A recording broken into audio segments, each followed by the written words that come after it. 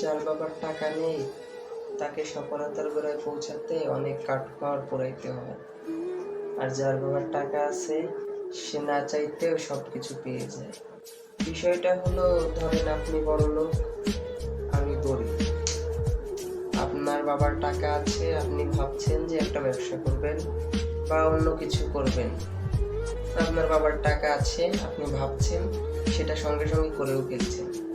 কিন্তু আমার ওই যে বাবার টাকা নেই, আমি ভাবছি যে আমি ব্যবসা করবো একটা, এটা করবো ওটা করবো, শুধু ভেবেই যাচ্ছি, কিন্তু ওইটা করা হচ্ছে না।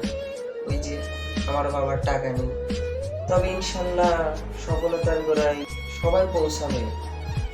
যার বাবার টাকা আছে সে হয়তো খুব তাড়াতাড়ি সফলতার গোড়ায় পৌঁছাবে, আর যার বাবার টাকা নেই তাকে অনেক কাঠখড় পুড়িয়ে তারপরে সফলতার গোড়ায় পৌঁছাতে হবে।